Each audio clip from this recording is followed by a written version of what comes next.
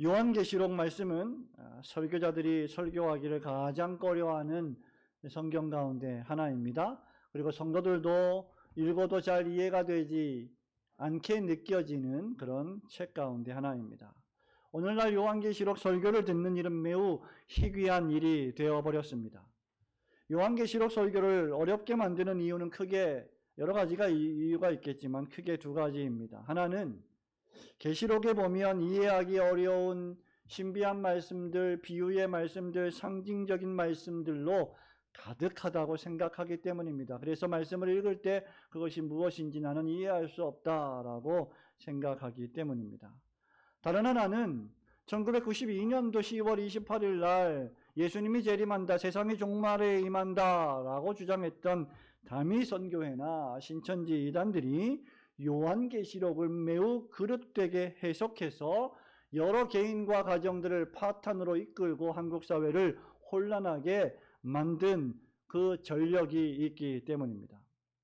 설교자들이 계시록 설교를 섣불리 시도하지 않는 주된 이유 가운데 두 가지입니다. 하지만 여러분, 요한계시록이 결코 쉬운 성경은 아니지만 그렇다고 해서 결코 어려운 성경도 아닙니다. 왜냐하면 요한계시록 1장 9절, 10절, 11절에 따르면 하나님께서는 사도 요한을 하나님의 영으로 감동시켜 이 책을 교회들에게 보내라고 명령하셨기 때문입니다. 그리고 이 책을 교회의 성도들에게 받들어 읽히라고 말씀하셨기 때문입니다. 아시는 바와 같이 요한계시록은 소아시아에 있는 7교회에 보낸 말씀이고 교회들을 격려하기 위하여 쓰신 말씀입니다. 이 7교회 가운데 여러분 잘 아시는 것처럼 유일하게 칭찬받은 2교회가 있는데 그 교회 가운데 하나가 바로 오늘 우리가 살펴볼 서머나 교회이며 다른 하나는 빌라델비아 교회입니다.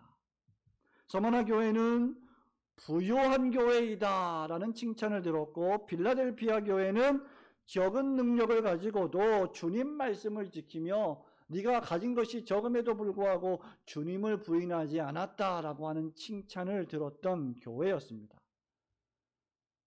그런데 주님의 칭찬은 교회가 무엇을 잘해서가 아니라 교회 안에 있는 성도들이 무슨 큰 업적을 세워서가 아니라 주님께서 하신 명령의 말씀을 그대로 신실하게 지켜나갔기 때문에 받은 칭찬이었습니다. 에베소 교회, 버가모 교회, 두아디라 교회, 사대 교회, 라오디게아 교회가 책망을 받은 이유는 무엇이었을까요? 그 반대로 주님의 말씀대로 준행하며 살지 않았기 때문입니다. 그러므로 교회가 칭찬을 받는 이유는 교회의 외모나 규모나 교회의 능력이나 업적 때문이 아니라 그 교회가 신실하게 주님의 뜻을 따르고 있느냐 그렇지 않느냐에 달려 있는 것입니다. 그러므로 교회가 자랑할 것이 있다면, 교회의 성도들이 자랑할 것이 있다면 주 하나님 한 분뿐이요 그분이 우리에게 주신 말씀뿐입니다. 우리가 이 세상에서 교회의 성도로 살면서 우리를 지으시고 구원하여 주신 주님으로부터 칭찬을 받는다면, 창조주 하나님으로부터 우리가 피조물 된 우리가 칭찬을 받는다면 그것만큼 영광스러운 일은 없을 것입니다. 마지막 날에 우리가 다 주님 앞에 설 텐데, 목사로, 장로로, 집사로, 권사로, 성도로 설 텐데, 모든 사람들이 그리스도인으로 주님 앞에 설 텐데, 그때 주님으로부터 참 잘했다, 충성된 종아라고 칭찬을 듣는다면 얼마나 행복한 일이겠습니까? 오늘 요한계시록 말씀 가운데 서머나 교회에 보내는 이 본문의 말씀을 통해서 주님이 칭찬하시는 그 칭찬이 무엇인지, 그리고 그 교회에 우리 주님은 또 계속해서 무엇을 당부하고 계시는지를 살펴보면서 오늘날 우리가 받을 칭찬, 그리고 우리가 무엇을 향하여 달려가야 할지를 생각해보는 복된 은혜의 시간이 되기를 소원합니다. 첫 번째로, 부활의 주님께서는 교회가 당하는 환난과 궁핍을 아시는 분이십니다. 그러면서 네가 환난과 궁핍 가운데 있지만 실상은 네가 부요한 자다, 네가 실상은 부자이다라고 칭찬을 해 주십니다. 여러분, 우리 함께 8절과 9절 말씀을 읽어봅니다. 서머나 교회의 사자에게 시작. 서머나 교회의 사자에게 편지하라. 처음이며 마지막이요 죽었다가 살아나신 이가 이르시되 내가 내 환난과 궁핍을 알거니와 실상은 내가 부요한 자니라. 자칫 유대인이라는 자들의 비방도 알거니와 실상은 유대인이 아니요 사탄의 회당이라. 아멘. 아시아의 장신구, 아시아의 꽃이다라고 불렸던 이 서머나 도시는 지금의 터키 서부 지역의 해안가에 위치했던 매우 매력적인 도시였습니다. 해안 도시였기 때문에 여러분, 바다를 끼고 있는 또 해안을 끼고 있는 도시들이 늘 그러하듯이 관광 산업이 발달했고 경제적으로 매우 풍요로운 도시였습니다. 사람들은 희희낙낙하고 인생을 즐겼고 먹고 마시고 살아가는 모든 것들이 풍족하고 행복해 보였습니다. 경제적으로도 아무런 문제가 없는 그런 도시였습니다. 그런데 왜 주님께서는 오늘 본문의 말씀에 보니까 9절에 내가 너의 환난과 궁핍을 안다라고 말씀하셨을까요? 그렇게 풍요로운 도시에 살고 있는 그 교회의 성도들에게 왜 우리 주님은 이런 말씀을 하셨던 것일까? 여기에는 크게 두 가지 이유가 있습니다. 하나는 바로 서머나시에 위치한 교회와 성도들이 당하는 박해와 핍박에 따른 고난이었습니다. 당시 서머나는 로마 제국에 대단한 충성심을 보이는 도시였습니다. 세계를 무력으로 제패했던 로마 제국의 황제 가이사에게 존경을 넘어 숭배할 정도였습니다. 여러분 잘 아시는 것처럼 황제 숭배가 극에 달했던 시대가 바로 1세기였습니다. 초대교회 성도들이 살아갈 때 황제를 숭배할 것이냐, 영원한 황제가 되시는 예수 그리스도를 섬길 것이냐를 선택해야만 했던 시기에 살았던 교회가 바로 서머나 교회였습니다. 이미 서머나 곳곳에 로마의 신과 여신상들이 있었고 신전들이 즐비했습니다. 가는 곳마다 사람들은 신전 앞에서 제사하고 분향하고 우상신들에게 절해야 했습니다. 로마 제국은 황제를 숭배하고 충성심을 보이는 서머나시의 자치권을 보장했고 서머나 시민들은 그런 서머나 제국에게 주는 로마 제국의 충성함으로 얻어지는 자유와 번영을 보장받았습니다. 뿐만 아니라 경제적으로 풍요로웠던 서머나 도시는 도덕적이며 육체적 타락에 극에 달했던 그런 도시였습니다. 황제를 숭배했을 뿐만 아니라 각종 이방 종교와 미신이 성행했고 그런 미신 종교는 도덕적인 방종을 부추겼습니다. 그러므로 이런 사회 속에서 하나님을 섬기고 말씀을 지키며 경건하고 거룩하고 모든 일에 절제하며 살아가는 그리스도인, 그런 그리스도인으로 이 세상에 살아간다는 것은 자연적으로 크나큰 희생과 고통을 각오해야 하는 삶이었습니다. 더욱이 9절에 따르면 너희 중에 몇 사람이 옥에 던져 시험을 받게 될 것이다. 마귀가 너희 중에 몇을 극심한 고난으로 핍박으로 이끌 것이다 라고 말했습니다. 실제로 이 말씀을 많은 주석가들은 주후 156년에 서머나 교회의 감독이었던 폴리갑의 순교라고 말하기도 합니다. 폴리갑은 사도 요한의 후임으로 서머나 교회를 담임하는 감독이 되었고 수십 년 동안 신실하게 서머나 교회를 섬겼습니다. 말씀을 전했습니다. 서머나 교회 교인들을 위하여 기도했습니다. 로마 제국의 지배를 받던 서머나시를 통치하던 감독이 이런 폴리갑을 회유했습니다. 그리스도를 한 번만 모독하면 살 길을 보장해 주겠다라고 했습니다. 그러자 폴리갑은 이런 유명한 말을 남겼지요. 나는 86년 동안 주님을 섬겨왔습니다. 그동안 주님은 한 번도 나를 부인하거나 부당하게 대하신 적이 없으십니다. 그런데 어찌 내가 지금까지 섬겨온 나의 왕 그리스도를 모독할 수 있겠습니까? 결국 폴리갑은 믿음을 지키고 하나님을 섬기는 그 신앙을 굳게 지킴으로 화형을 당하고 말았고, 화형의 불길이 묘하게도 폴리갑을 다 태우지 못하자 군병들을 시켜 폴리갑을 찔러 죽여버렸습니다. 폴리갑은 주님을 믿는 믿음을 끝까지 지킴으로 순교했던 사람이었습니다. 이것이 바로 그 당시에 서머나 교회가 당한 환난입니다. 또 하나 주님은 서머나 교회의 궁핍을 아신다고 하셨습니다. 서머나 도시는 풍요로웠습니다. 아름다웠고 풍족했고 부족함이 없던 사회였습니다. 그러나 서머나에 살았던 교회와 성도들은 가난했습니다. 궁핍했습니다. 여기 궁핍이라고 하는 단어는 매우 가난하고 극심해서, 그 가난이 극심해서 마치 매일매일 먹고 살 것을 걱정해야 할 만큼 어려운 상황과 처지에 처했던 것을 의미합니다. 왜냐하면 교회와 성도들이 서머나시에서 일종의 따돌림을 당했기 때문이죠. 이유는 그들이 황제 숭배에 가담하지 않았습니다. 모든 사람들이 그렇게 했던 우상을 숭배하지도 않았습니다. 로마의 신전에 들어가 복을 빌지도 않았습니다. 그러므로 자연스럽게 서머나 사람들은 그들과 구별되는 서머나 교회 교인들을 핍박했고, 상인조합에서 배제시켰고, 경제적 불이익을 주었습니다. 승진을 시키지 않았고 급여도 제대로 주지 않는 일들이 발생했습니다. 서머나 교회 교인들은 심지어 매일의 생필품을 구하는 일조차 어려움을 겪어야 했습니다. 이것이 그들이 만난 궁핍입니다. 나아가 그들은 자칭 유대인들이라 하는 자들의 거친 비난과 조롱의 말을 들어야 했고, 종종 그들로부터 습격을 당했으며 가지고 있는 물질마저 도둑질당하고 약탈당하는 일이 비일비재했습니다. 이런 도시에서, 이런 환경에서 그리스도인으로 살아가는 것은 여간 어려운 일이 아니었던 것입니다.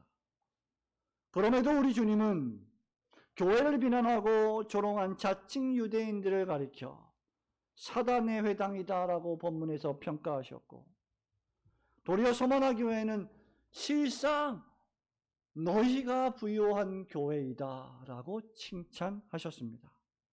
빌라델피아 교회와 더불어 서머나 교회는 그 어떤 책망도 받지 않았습니다. 우리 구주 예수 그리스도께서는 서머나 교회 교인들을 높이 평가해 주셨습니다. 세상은 그들을 낮고 천하게 보았지만 주님은 그들을 높고 귀하게 보신 것입니다. 왜냐하면 그들은 극심한 환난과 궁핍에도 믿음을 지키고 하나님을 배반하지 않았기 때문입니다.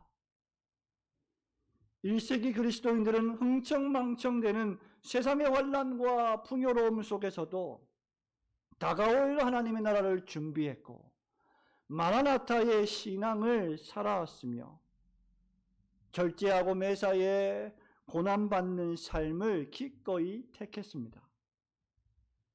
환난과 쾌락, 한탕주의, 먹고 마시는 즐기는 삶을 살아가는 쾌락주의자들에게 절제와 고난으로 살아가는 그리스도인들과 교회는 꼴불견이었고 혐오할 대상이었습니다.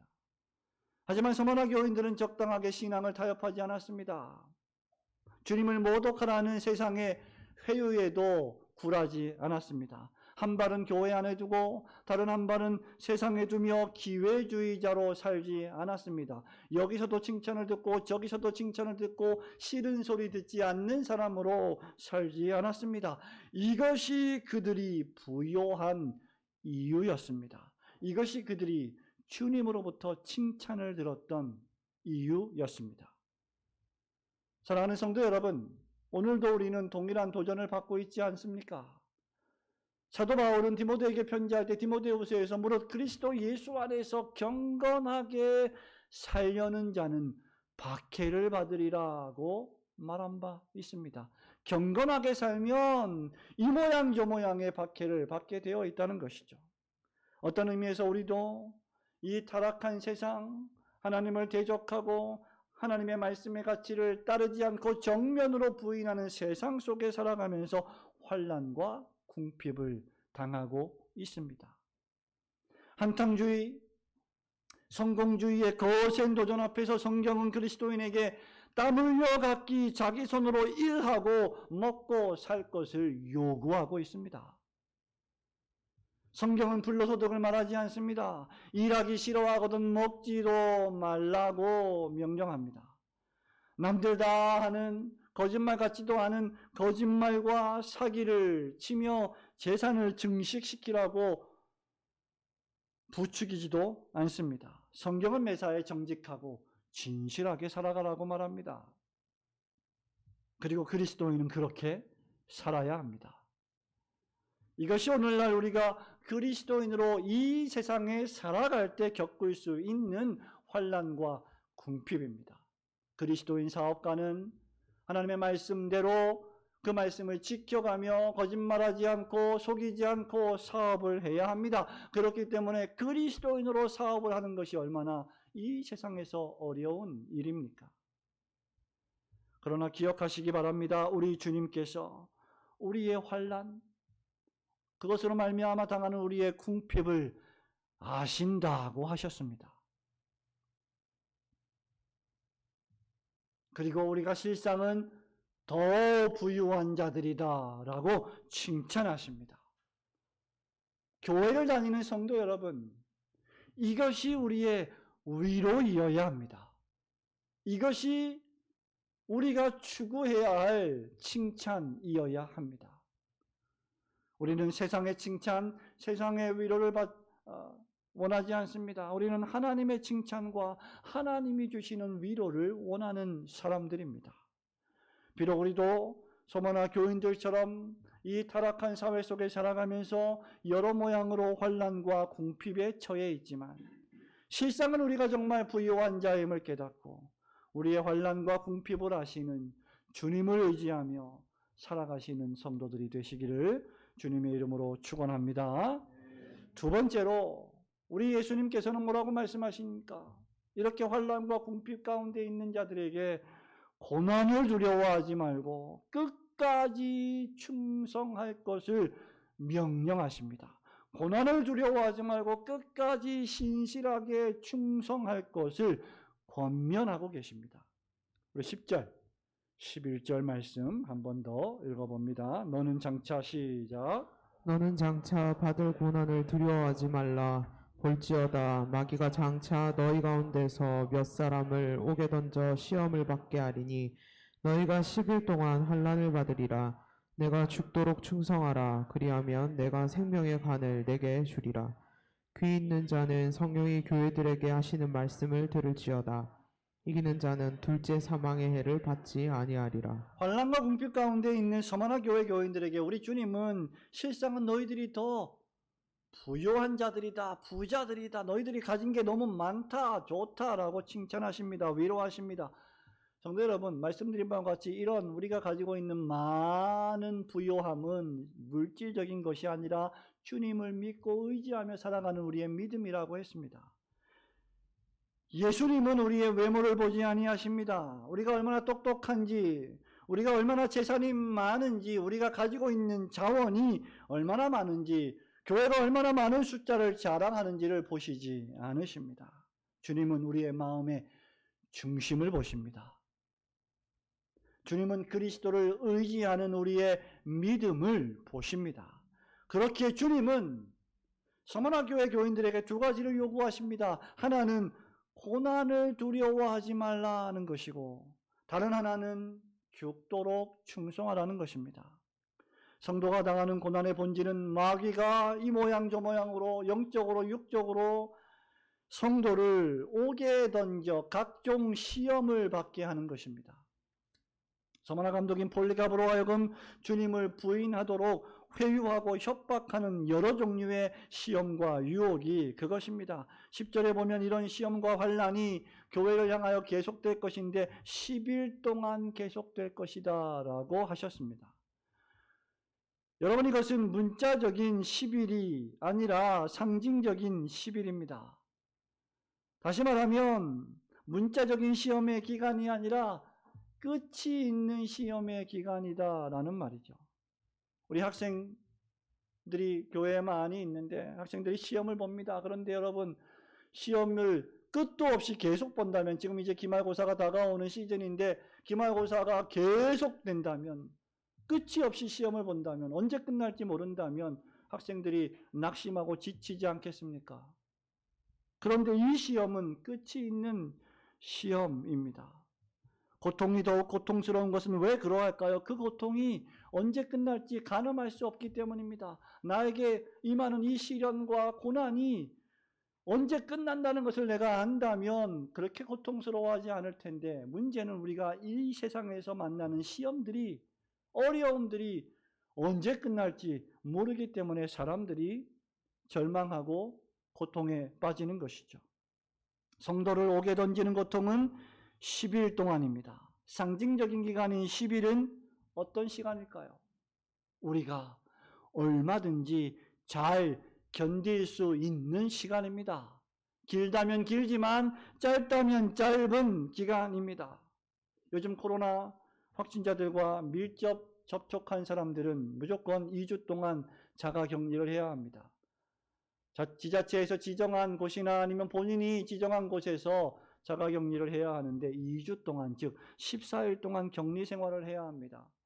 주변에 있는 지인들, 또 여러 가지 루트를 통해서 듣게 되는 지인들 가운데 2주 동안 자가격리하는 것이 얼마나 어려운지, 힘든지, 정말 고통스럽기 그지없다라고 생각했던 사람들이 많이 있습니다. 하지만 일주일이 지나고 10일이 지나고 2주가 가까우면 언제 그러냐는 듯이 잘 버티어냈다, 이제 끝났다, 이제 자유다라고 하면서 퇴소하는 사람들의 글들을 보게 됩니다.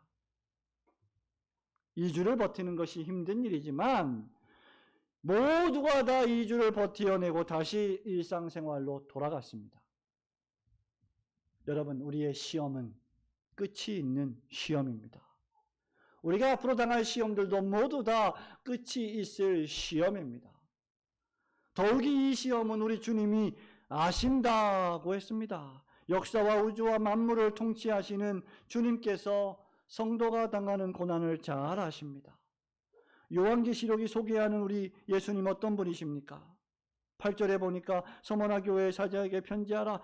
처음이며 마지막이요 죽었다가 살아나신 이가 이르시되 라고 소개하고 있습니다. 알파와 오메가요, 처음과 나중이십니다.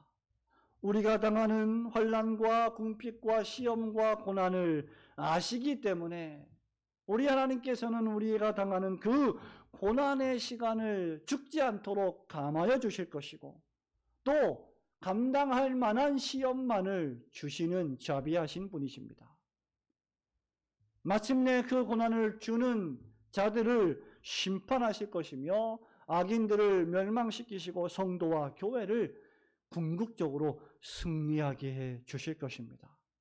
그렇기 때문에 요한계시록은 교회가 부르는 승리의 교향곡이라고 말하는 것입니다. 우리 고려신학대학원의 신약학 교수이신 최승락 교수님께서 최근에 요한계시록 주예와 설교를 쓰셨는데, 그 책 제목을 잡을 때 최승락 교수님이 출판사와 협의하며 잡을 때 다른 것들은 다 양보해도 교회가 부르는 이것만은 양보할 수 없습니다. 이것을 꼭 제목에 넣어주세요 라고 말씀하셨다고 합니다. 그래서 교회가 부르는 승리의 교향곡 요한계시록, 요한계시록은 교회에게 주시는 승리의 노래입니다. 왜냐하면 우리 주님이 우리가 당하는 고난을 아시고 그 고난을 통과할 때 마침내 우리에게 승리를 주시는 분이시기 때문입니다. 그렇게 이제 마지막으로 우리 주님께서는 서머나 교회를 향해 그 유명한 말씀, 내가 죽도록 충성하라, 그리하면 내가 생명의 면류관을 너에게 주리라, 생명의 관을 내게 주리라고 권면하고 요구하십니다. 이 성경 말씀, 요한계시록 2장 10절의 말씀은 사람들이 가장 오해하고 그릇되게 해석하는 말씀 가운데 하나이기도 합니다. 어떤 사람은 이 말씀을 죽을 정도로 열심히 충성하면 주님이 상을 주셔. 그러니까 네가 상 못 받는 건 충성을 안 한 거야. 끝까지 충성을 안 한 거야. 열심히 봉사하지 않은 거야.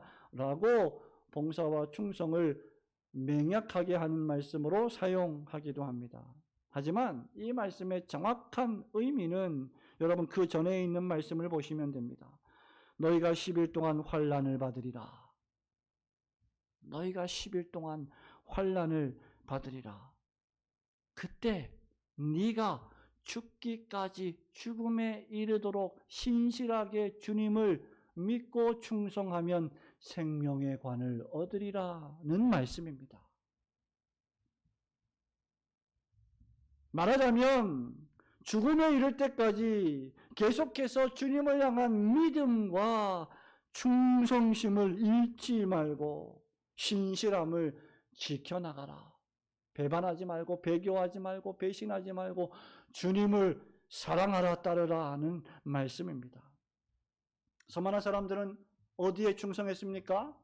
세상의 통치자 로마 제국의 황제에게 충성했습니다. 그러나 그리스도인들은 온 세상의 왕이시요 온 주와 만물의 주인이신 하나님께 충성해야 할 사람들입니다. 이렇게 충성을 다하여 하나님을 섬기고 주님을 믿는 성도들에게 두 가지 복을 주시는데, 하나는 둘째 사망의 해를 받지 아니한다는 복이며 다른 하나는 생명의 관을 주실 것이라는 축복입니다. 11절에 있는 둘째 사망은 육신의 죽음 이후에 모든 육체가 부활하여 성도들은 하나님의 나라에서 영생하고 불신자들은 하나님의 은혜와 긍휼이 임하지 않는 지옥에서 영원히 형벌받으며 살게 될 의미로서의 사망, 죽음을 가리킵니다. 성도는 이런 멸망의 죽음, 심판의 죽음을 당하지 않는다는 말입니다. 도리어 생명의 관을 상급으로 받습니다. 이 세상의 운동 경기에서 우승하거나 승리한 사람들에게 그 경기를 주최한 주최 측에서는 월계수나 월계관이나 면류관이나 상을 베풉니다. 하지만 그런 월계수관이나 면류관은 시간이 지나면 녹이 슬고 시듭니다. 말라 비틀어 없어집니다. 그러나 우리 주님께서 주시는 생명의 관은 시들지 않는 영원한 면류관입니다. 왜냐하면 생명의 면류관을 주시는 주님이 죽었다가 다시 살아나신 분이시요 영원한 생명의 주인이시기 때문입니다. 그러므로 성도에게, 교회에게, 오늘 예배를 드리시는 여러분들에게 승리는 보장되어 있습니다. 우리는 이기는 싸움을 싸우는 것입니다.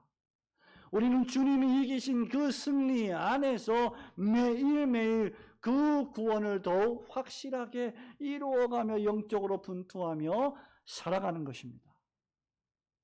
우리가 볼 때 여러분 얼마나 연약합니까? 여러분이 여러분 자신을 볼 때 얼마나 미미하게 보십니까? 여러분이 여러분 교회를 볼 때 얼마나 작게 보십니까? 자원이 없고 돈이 풍족하지 않고 사람들이 수천 수만 명이 되지 않고 뭘 하고 싶어도 제약이 많고 그래서 우리는 참 힘이 없구나라고 생각되지 않습니까? 하지만 주님이 보실 때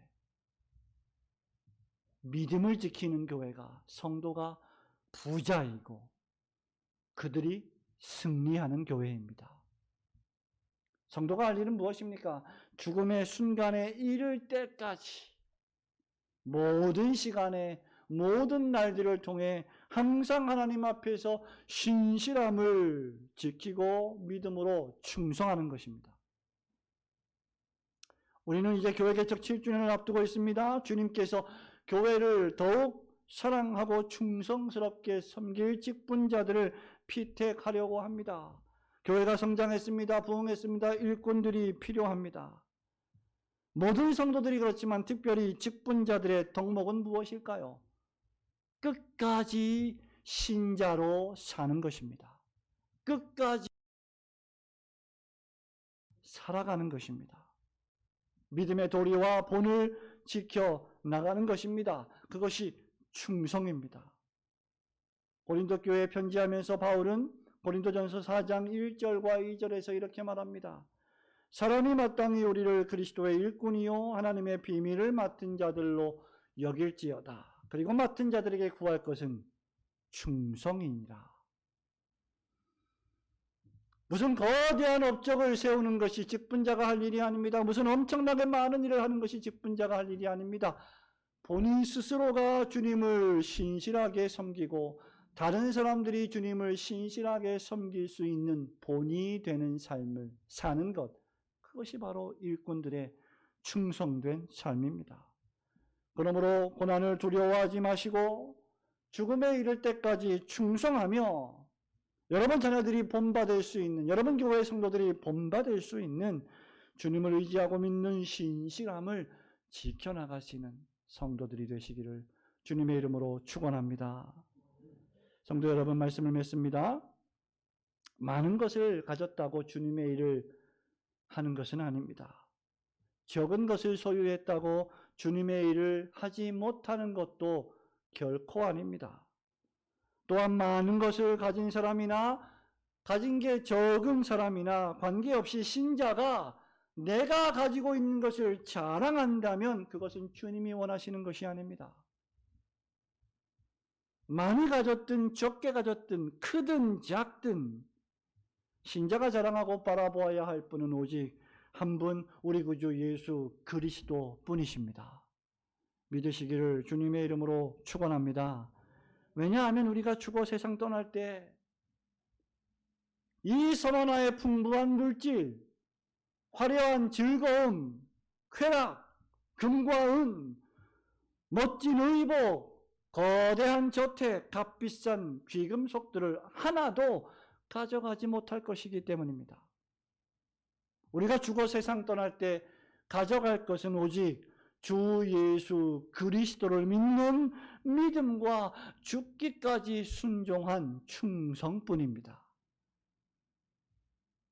이렇게 사는 것이 바로 교회와 신자가 살아가는 삶의 능력이요 비밀입니다. 그렇게 11절에서 귀 있는 자는 성령이 교회들에게 하시는 말씀을 들을지어다 라고 말씀하신 것입니다. 여러분, 이런 말씀을 안 믿는 사람들에게 이야기해 보세요. 못 듣습니다. 이해가 되지 않습니다. 그렇게 말하는 우리들을 보고 참 바보 천치 같다고 말합니다. 세상의 능력은 가진 것이 많아야 되고 성공해야 되고 권력을 가지는 것이기 때문이죠. 그러나 주님이 우리에게 요구하시는 능력은 믿음과 순종입니다. 오직 우리가 믿는 한 분, 주 예수 그리스도만이 우리를 하나님의 나라로 인도할 것이며 우리에게 생명의 관을 선물로 주실 것입니다. 그러므로 여러분이 어디에 있든지 무엇을 하시든지 월요일부터 토요일까지 누구를 만나시든지 말에나 일에나 다 주 예수 그리스도의 이름으로 말하고 행하시기를 주님의 이름으로 축원합니다. 그 사람만이 진정으로 부요한 사람입니다. 누가복음 12장 21절에 따르면 어떤 부자가 있었지요. 사업이 번창했습니다. 너무너무 잘 됐습니다. 창고를 더 크게 짓고 많이 지었습니다. 곡식과 물건을 가득가득 쌓아 놓았습니다. 마치 갈고리로 돈을 긁어 모아서 창고에 쌓아 놓듯이 그렇게 쌓아 놓았습니다. 그러면서 마음속에 야, 내가 여러 해 동안 먹고 쓸 것을 많이 쌓아두었으니 이제 평안히 쉬고 먹고 마시고 즐거워하자라고 생각했습니다. 그때 하나님이 이 부자를 향해 말씀하십니다. 어리석은 자여, 오늘 밤 내가 너의 영혼을 도로 찾으리니 이 모든 재물이 누구의 것이 되겠느냐? 하나님께 부여하지 못하고 자기 자신에게만 부여했던 부자를 엄중하게 책망하신 말씀입니다. 이런 사람을 가리켜 자기를 위하여 돈을 쌓아두고 하나님께 대하여는 부여하지 못한 자라고 평가하셨습니다. 성도 여러분, 우리는 돈이나 물질이 아니라 하나님에 대하여 부여해야 합니다. 필라델피아 교회처럼 작은 능력을 가지고도 인내하면서 주님의 말씀대로 꿋꿋이 살아가야 합니다. 서머나 교회처럼 많은 환난과 궁핍이 있었음에도 불구하고 그것을 견디며 죽기까지 충성하고 신실해야 합니다. 5월이 지나가고 있습니다. 한 해의 반이 흘러가고 있습니다. 이 즈음에 우리가 다시 한번 우리의 신앙을 재점검하고 주님께 과연 나는 충성하고 있는가? 하나님을 향한 신실함을 지켜나가고 있는가? 내 삶 속에서 과연 내가 하나님께 부요한 사람인가를 돌아보아야 할 것입니다. 비록 세상에서 풍성하고 너무나 부요한 사람들 틈바구니 속에서 우리가 환난과 궁핍 가운데 살아가지만 오직 주님만을 바라보며 하나님께 부요한 성도들이 되어서 죽기까지 주님 맡기신 사명 감당하시는 충성스러운 성도들 되시기를 주님의 이름으로 축원합니다. 아멘.